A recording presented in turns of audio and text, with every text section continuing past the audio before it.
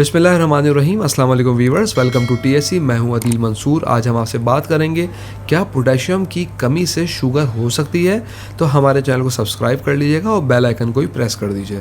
Viewers, diabetes की वजह body में पोटेशियम की डेफिशिएंसी भी हो सकती है। अगर आप प्री डायबिटिक हैं तो आपको ये देखने की ज़रूरत है कहीं आप पोटेशियम डेफिशिएंसी का शिकार तो नहीं हो रहा है। पोटेशियम और blood glucose plus insulin resistance, इन सब में बहुत क्लोज कनेक्शन है। इनफैक्ट पोटेशियम इंसुलिन लेवल्स को बैलेंस रखने का काम करती है। सेल से इंसुलिन को रिलीज करने में पोटेशियम एक बहुत इंपॉर्टेंट रोल प्ले करता है।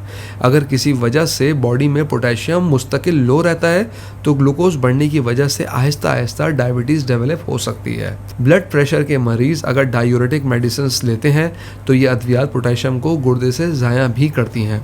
ऐसे पेशेंट्स में डायबिटीज होने के चांसेस बढ़ जाते हैं। पोटेशियम जिस्म के मेजर ऑर्गन्स के लिए बहुत इंपॉर्टेंट रोल प्ले करता है। गुर्दों की सेहतमंदी के लिए, दिल की बीमारियों से बचाने में, दिल की नॉर्मल रिदम के लिए ज़रूरी है। रगों को फ्लेक्सिबल रखता है, उनके नॉर्मल फंक्शन के लिए बहुत अहम है और फालिज के अटैक से बचाता है। पोटेशियम की कमी से पट्ठों में दर्द, क्रैम्प्स और बेचैनी हो सकती है और इसकी वजह यह है कि सोडियम पोटेशियम पंप हमारी नसों और पट्ठों के कनेक्शंस और फंक्शन के लिए ज़रूरी है।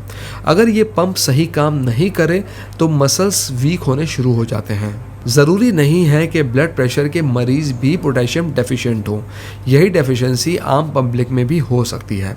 हमारी बॉडी की डेली पोटेशियम रिक्वायरमेंट तकरीबन 4700 mg है। क्या हम ये पूरी करते हैं?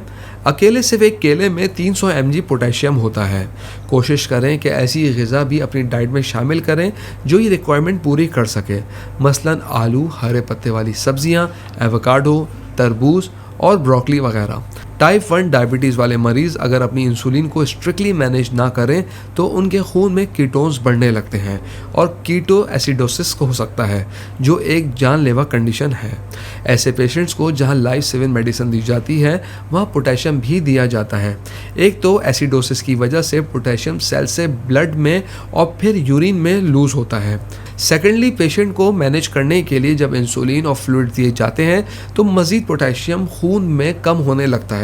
ऐसे पेशेंट्स के लिए एसिडोसिस की मैनेजमेंट के साथ पोटेशियम भी इतना ही ज़रूरी है। व्यूअर्स, हम उम्मीद करते हैं आज की वीडियो आपको पसंद आई होगी। कमेंट बॉक्स में राय ज़रूर आगाह कीजिएगा। अगली वीडियो तक के लिए अल्लाह हाफ़िज़।